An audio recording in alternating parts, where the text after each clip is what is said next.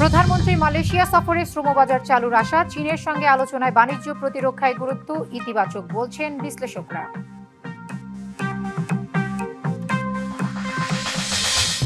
একদলীয় শাসন কায়েমের চেষ্টা চলছে, চাঁদাবাজদের আটকাতে পারেনি সরকার, বেড়েছে ঘুষ দুর্নীতি, মন্তব্য বিরোধী দলীয় নেতার।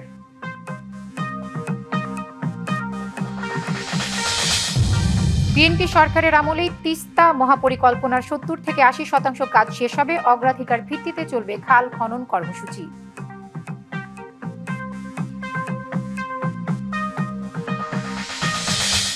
গাঢ় নীল ও জলপাই রঙের শার্টে আগের পোশাকে ফিরছে পুলিশ, প্যান্ট হবে খাকি, প্রজ্ঞাপন জারি।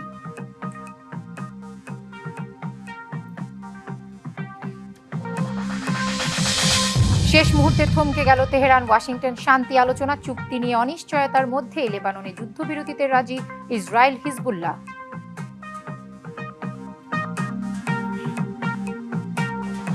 দেখছিলেন নাসির সিনটেক্স গ্রুপ সংবাদ শিরোনাম। এবার জানাবো খবরের বিস্তারিত। আপনাদের সাথে আছি আফসানা পিয়া। প্রধানমন্ত্রীর প্রথম বিদেশ সফর মালয়েশিয়ায়, সেখান থেকে যাবেন চীন। আশা করা হচ্ছে এই সফরে অর্থনৈতিক ও কৌশলগত সম্পর্কের নতুন দ্বার উন্মোচন হবে। বিশেষ করে মালয়েশিয়ায় বন্ধ থাকা শ্রমবাজার ফের চালু সহ বাণিজ্য ও বিনিয়োগের বিষয়ে গুরুত্ব পাবে। আর চীন সফরে গুরুত্ব পাবে বাণিজ্য, প্রতিরক্ষা সহ নানা বিষয়।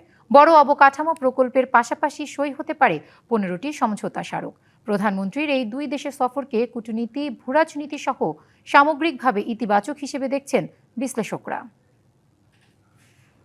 প্রধানমন্ত্রী হওয়ার পর ভারত, চীন সহ বেশ কয়েকটি দেশ থেকে রাষ্ট্রীয় সফরের আমন্ত্রণ পান তারেক রহমান। এরপর আলোচনা চলে প্রথম কোন দেশ সফর করবেন তিনি। শেষ পর্যন্ত প্রধানমন্ত্রী হিসেবে তারেক রহমানের প্রথম বিদেশ সফর মালয়েশিয়া, সেখান থেকে চীন। 21 ও 22 জুন মালয়েশিয়া এবং 23 থেকে 26 জুন পর্যন্ত চীন সফর করবেন প্রধানমন্ত্রী। সব মিলিয়ে এই সফরকে বেশ গুরুত্বের সঙ্গে দেখা হচ্ছে। বলা হচ্ছে মালয়েশিয়াও চীনের সাথে সম্পর্কের গতি আরও বাড়বে। বিশেষ করে মালয়েশিয়ার শ্রমবাজার নিয়ে জটিলতার অবসান ও বাংলাদেশে চীনা বিনিয়োগ আরও বাড়ানোর ক্ষেত্র তৈরি হবে। বাংলাদেশ থেকে জনশক্তি রপ্তানির তালিকায় চতুর্থ দেশ মালয়েশিয়া। তবে গত প্রায় 2 বছর ধরে সিন্ডিকেট সহ বিভিন্ন কারণে মালয়েশিয়ার শ্রমবাজার বন্ধ। এই সফরে সেই জটিলতা কাটবে বলে আশা করা হচ্ছে। আলোচনা হবে অবৈধ শ্রমিকদের বিষয়ে। অন্তত 11,000 বাংলাদেশি শিক্ষার্থী আছেন মালয়েশিয়ায়। শিক্ষা খাতে সহযোগিতার বিষয়টিও গুরুত্ব পাবে সফরে। প্রধানমন্ত্রীর চীন সফর নিয়ে আছে যথেষ্ট কৌতূহল। বাণিজ্য, শিক্ষা, স্বাস্থ্য, প্রতিরক্ষা সহ বিভিন্ন খাতে চীনের সাথে প্রায় 15টির মতো সমঝোতা স্মারক সই হতে পারে। এছাড়া মুক্ত বাণিজ্য চুক্তি, বাংলাদেশে প্রস্তাবিত দ্বিতীয় পদ্মা সেতু, তিস্তা মহাপরিকল্পনা, যমুনায় আরেকটি সেতু, বাংলাদেশে চীনা অর্থনৈতিক অঞ্চল নিয়েও হবে গুরুত্বপূর্ণ আলোচনা। চীন সফরে বৈদ্যুতিক গাড়ি নির্মাণে বিনিয়োগ ও প্রযুক্তি সহায়তা চাইবে বাংলাদেশ। এছাড়া কৃষি প্রযুক্তি হস্তান্তরেও চীনকে প্রস্তাব দেওয়ার পরিকল্পনা আছে বাংলাদেশের। সম্প্রতি চীন ঘুরে এসেছেন জাতীয় সংসদের deputy speaker barrister Kaiser Kamal. প্রধানমন্ত্রীর এই সফরে বেশ কিছু গুরুত্বপূর্ণ ইস্যু থাকবে বলে জানালেন তিনি। আমরা শুধুমাত্র অর্থনৈতিকভাবেই না, এখানে সড়ক পথেরও যাতায়াতের ব্যবস্থা করা যায়। কুনমিং থেকে মায়ানমার হয়ে চট্টগ্রাম, কক্সবাজারে এসে ঢুকতে পারে একটা রাস্তা। তো যখন সড়ক যোগাযোগ স্থাপন হবে, তখন তো চাইনিজ ফ্রেন্ডদের সাথে আমাদের সম্পর্ক আরও বেশি উন্নয়ন ঘটবে। বাংলাদেশের উন্নয়নের স্বার্থে চাইনিজদের অ্যাসিস্ট্যান্স চাওয়াটা, সেই ক্ষেত্রে দল মতের ঊর্ধ্বে উঠে রাষ্ট্র ব্যবস্থায় আমরা একটা ঐক্যমতে পৌঁছতে পারি। আমার দৃঢ় বিশ্বাস মাননীয় প্রধানমন্ত্রী চায়না যে ভিজিট করবেন, এই যে সুদৃঢ় সম্পর্কটা, সেটা আরও বেশি সুদৃঢ় হবে। প্রথম রাষ্ট্রীয় সফরের জন্য প্রধানমন্ত্রী মালয়েশিয়া বেছে নেওয়াকে ইতিবাচক বলছেন বিশ্লেষকদের কেউ কেউ। তাদের মত, মালয়েশিয়া চীন সফর কূটনৈতিক বিবেচনায়ও ভারসাম্যপূর্ণ। মালয়েশিয়া আর চীনের তো এক না, দুটো একেবারেই আলাদা। হয়তো মালয়েশিয়ায় যাওয়ার পিছনে এটাও থাকতে পারে যে একটু ডাইলিউট করা, যে না, প্রথম দেশ তো চীন না, প্রথম দেশ মালয়েশিয়া গেছে ইত্যাদি।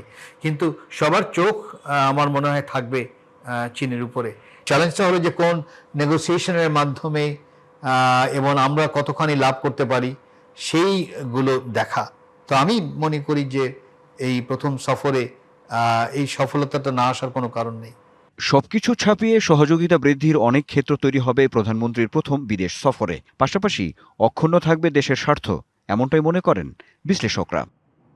Anwar Hossain, DBC news, Dhaka.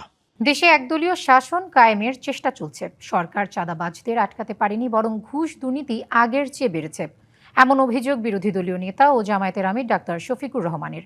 নারায়ণগঞ্জে দলের কর্মী সমাবেশে এসব কথা বলেন তিনি। নারায়ণগঞ্জ শহরে জামায়াত ইসলামীর কর্মী সমাবেশ। শুক্রবার সকাল থেকেই দলে দলে যোগ দেন নেতাকর্মীরা। সমাবেশে প্রধান অতিথি হিসেবে অংশ নিয়ে কথা বলেন জামায়াতের আমির ও বিরোধী দলীয় নেতা ডাক্তার শফিকুর রহমান।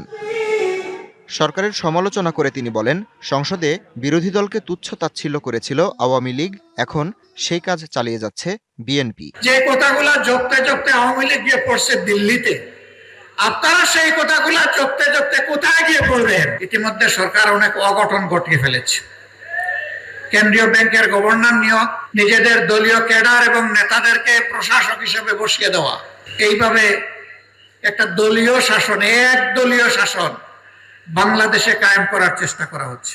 চাঁদাবাজি, ঘুষ ও দুর্নীতি দমনে সরকারের ভূমিকা নিয়ে প্রশ্ন তোলেন জামায়াত আমির। সরকার গঠন করার আগে এবং পরে আপনারা তো চাঁদাবাজদের হাত আপনারা আটকাইতে পারেন নাই। একটা চাঁদাবাজকে আপনারা শাস্তির আওতায় আনেন নাই। ঘুষ দুর্নীতি বন্ধ করেন নাই, বরঞ্চ তার মিটার আগের থেকে বেড়ে গেছে। নির্বাচনের সময় বিএনপি নীরবে না ভোটের ক্যাম্পেইন করেছে বলেও দাবি করেন ডাক্তার শফিকুর রহমান। তিনি শপথ নিয়ে গণভোটকে অস্বীকার করলেন। সমাবেশের মঞ্চে নারায়ণগঞ্জ সিটি কর্পোরেশন নির্বাচনে জামায়াতের মেয়র প্রার্থী ঘোষণা করা হয় ছাত্র শিবিরের সাবেক নেতা আব্দুল জব্বারের নাম। DBC news desk. এদিকে বাজেট ঘোষণার পর সিন্ডিকেটের কারণে নিত্যপণ্যের দাম 1 টাকাও কমেনি বলে মন্তব্য করেছেন বিরোধী দলীয় নেতা ডাক্তার শফিকুর রহমান। বিকেলে মুন্সিগঞ্জের জেলা জামায়াতের রুকন সম্মেলনে এসব কথা বলেন জামায়াতের আমির। আমাদের একটা বাজেট দেওয়া হয়েছে, 50-60 আইটেমে কর কমায় দেওয়া হয়েছে। বাজারে কোনো নিত্যপণ্যের দাম কি 1 টাকা কমেছে? কর কমানোর পরে কমে না কেন? কারণ সব জায়গায় সিন্ডিকেট হচ্ছে। এই সিন্ডিকেট আবার রাজনৈতিক দলের সাথে সম্পৃক্ত। নতজানু পররাষ্ট্রনীতি থেকে দেশকে বের করে আনতে চায় এনসিপি, এমন মন্তব্য করেছেন দলের মুখ্য সমন্বয়ক নাসির উদ্দিন পাটোয়ারি। সকালে বাগেরহাটে হযরত খান জাহান আলীর মাজার জিয়ারত শেষে আরও বলেন, এনসিপি সংস্কার, আওয়ামী লীগ নেতাদের বিচার ও ভারতের সীমান্তে পুশিনের মতো গুরুত্বপূর্ণ বিষয় নিয়ে কাজ করে যাচ্ছে। জাতীয় নাগরিক পার্টি বর্তমানে বাংলাদেশে 3টে জিনিস নিয়ে কাজ করতেছি। একটি হলো সংস্কার, যাতে বাংলাদেশের আমূল পরিবর্তন হয়। সাথে সাথে 2 নম্বর হলো আওয়ামী লীগের যেসব সন্ত্রাসী আছে তাদের যাতে আমরা বিচার প্রক্রিয়া নিয়ে আসতে পারি। ভারত থেকে পুশিন করার চেষ্টা চালাচ্ছে। প্রায় 5000 বাংলাদেশি পরিচয়ে বাংলাদেশে পাঠানো, তারা অলরেডি স্টেটমেন্ট দিয়েছে, এসেছে।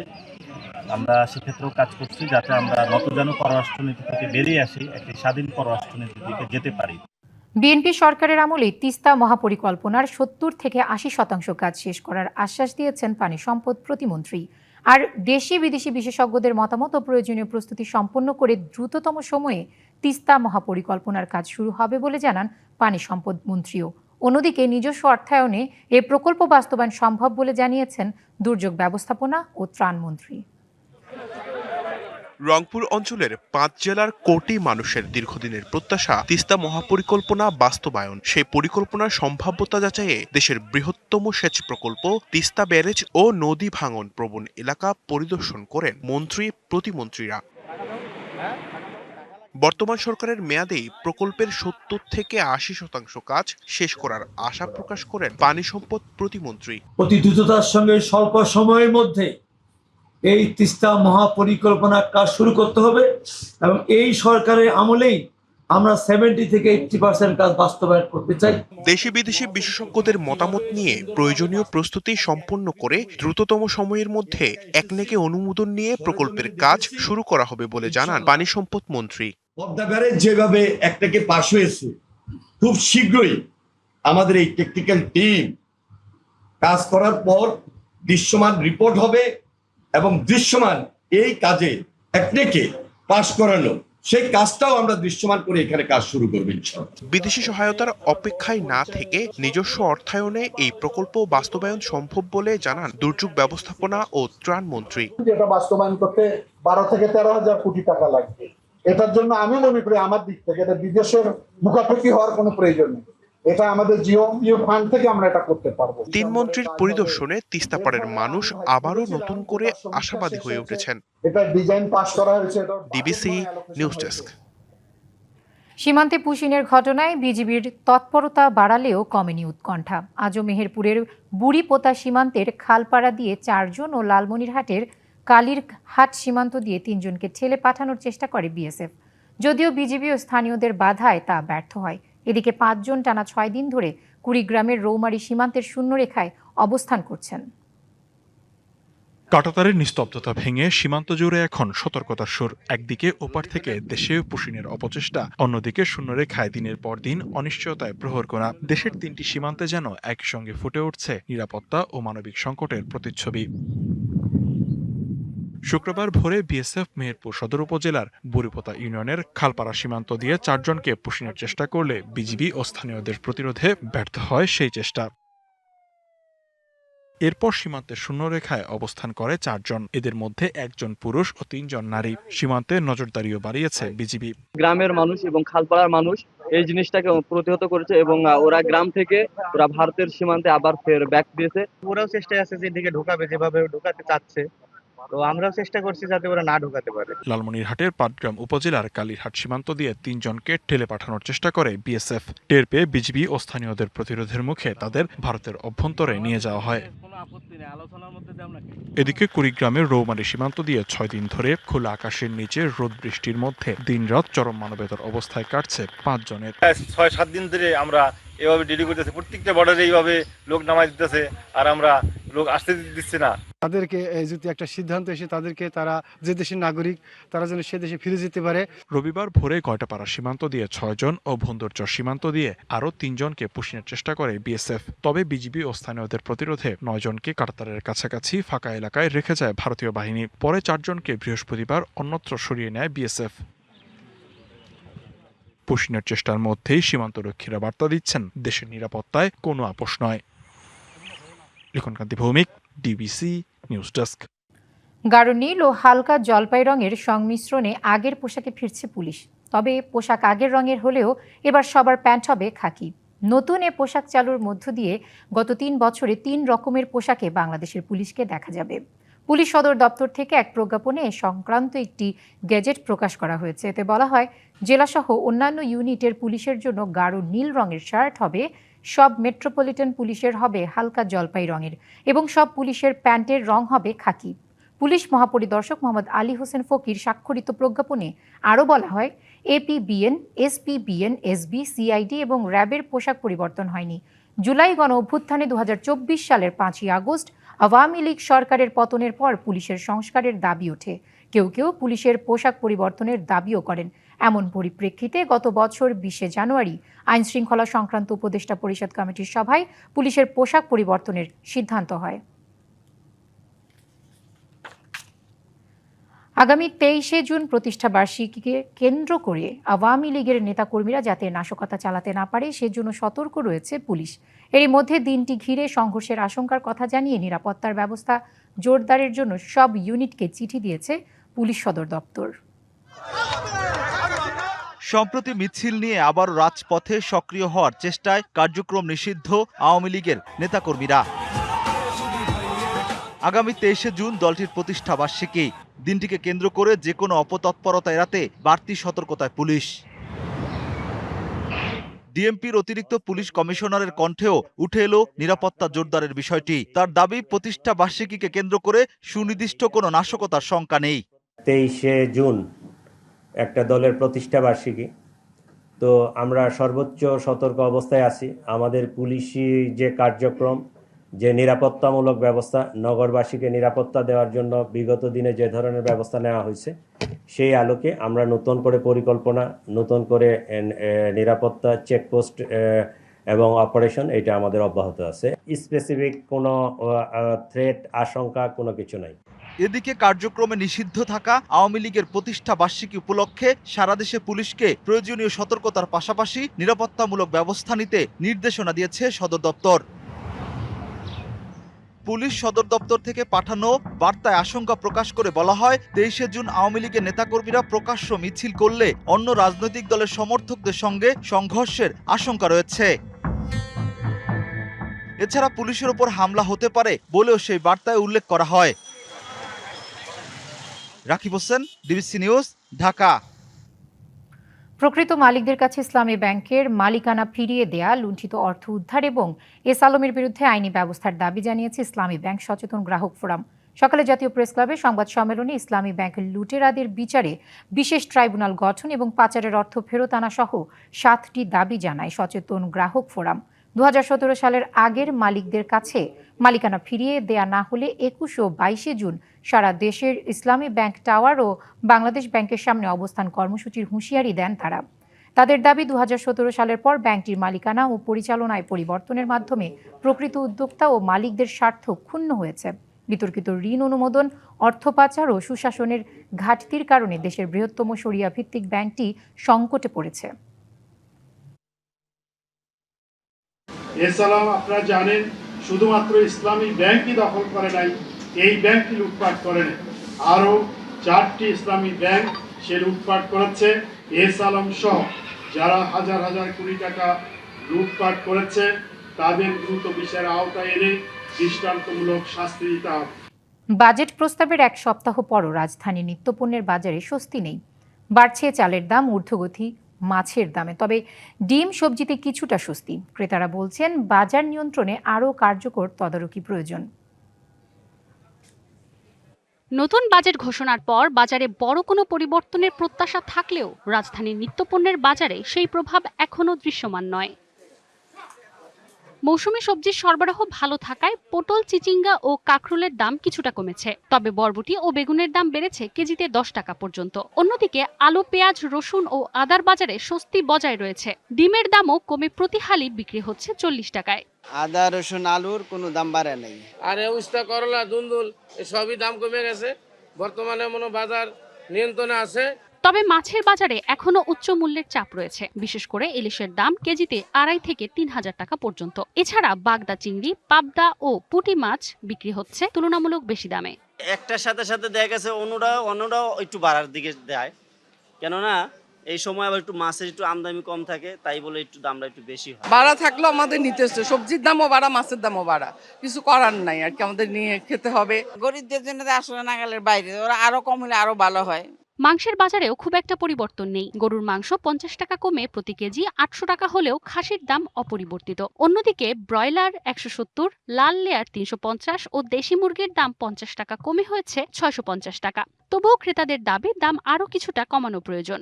গত সপ্তাহ থেকে এই সপ্তাহে দাম কমছে। ডিমের দামটা আগের থেকে একটু কমেছে। মুরগি যে সোনালী মুরগিটা, ওটার দাম আরো কমা উচিত। কিছুটা বেড়েছে চালের দাম। ক্রেতাদের অভিযোগ, বাজেটের সুফল এখনো সাধারণ মানুষের পকেটে পৌঁছায়নি।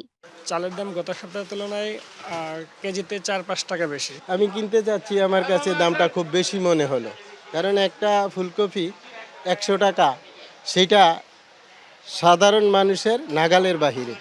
তবে আমার মনে হচ্ছে যে বাজারটা নিয়ন্ত্রণ হওয়া উচিত, মনিটরিং করা উচিত। স্বস্তির অপেক্ষায় সাধারণ মানুষ, আর কার্যকর বাজার তদারকির দাবিও রয়ে গেছে আগের মতোই। মানজু মাফরুজ, নীলিমা, ডিবিসি নিউজ, ঢাকা।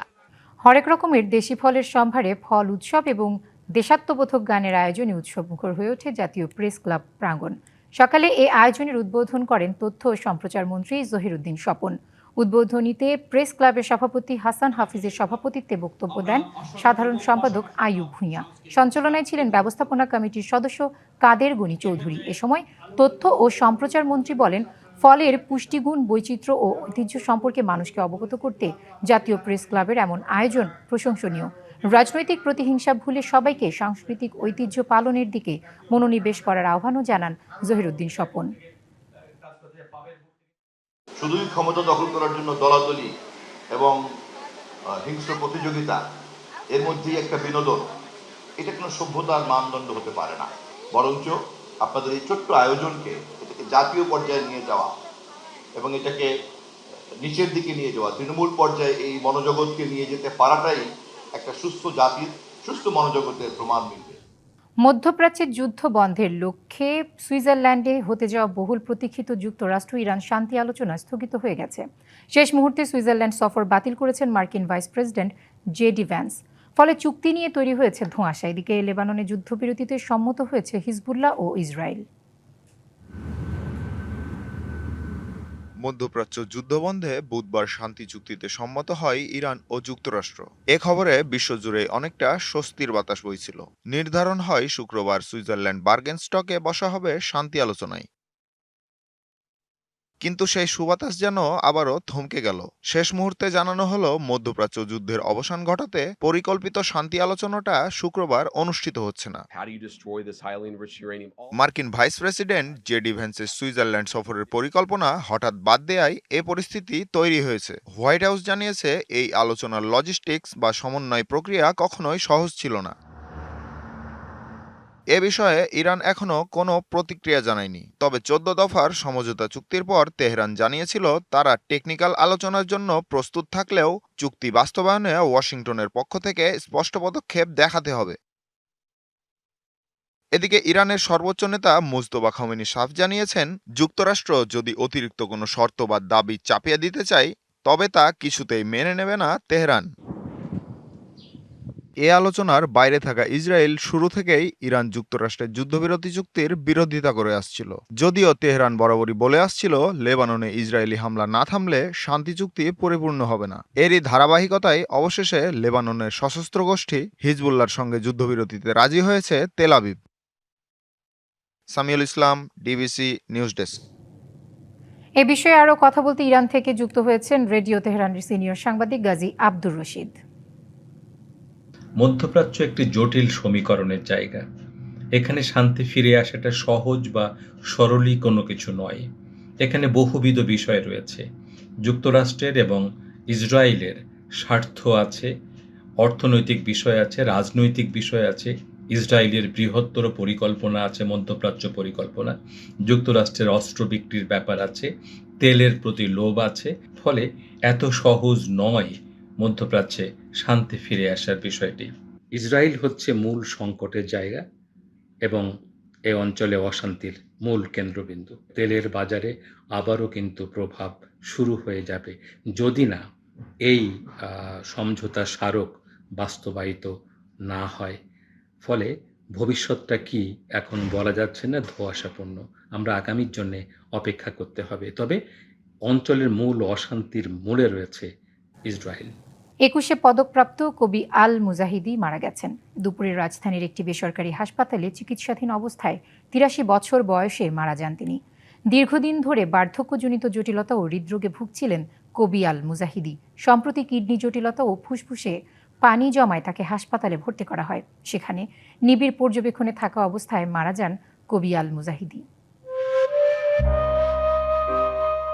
60-এর দশকের অন্যতম গুরুত্বপূর্ণ কবি আল মুজাহিদি উপন্যাস, গল্প, প্রবন্ধ, অনুবাদ ও শিশু সাহিত্য সহ সাহিত্যের নানা শাখায় আলো ছড়িয়েছেন তিনি। তার উল্লেখযোগ্য কাব্যগ্রন্থের মধ্যে রয়েছে হেমলকের পেয়ালা, ধ্রুপদ ও টেরাকোটা, যুদ্ধনাস্তি এবং প্রিজন ভ্যান।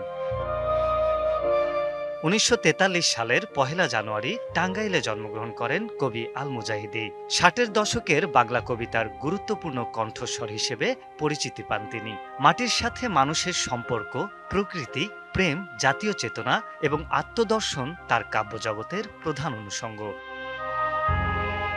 কবির প্রকাশিত গ্রন্থের সংখ্যা অর্ধশতাধিক। এছাড়া দীর্ঘ সময় দৈনিক ইত্তেফাকের সাহিত্য সম্পাদকের দায়িত্ব পালন করেন কবি আল মুজাহিদি। ছাত্র রাজনীতির সঙ্গেও যুক্ত ছিলেন কবি আল মুজাহিদি। অংশ নেন 71-এর মহান মুক্তিযুদ্ধে।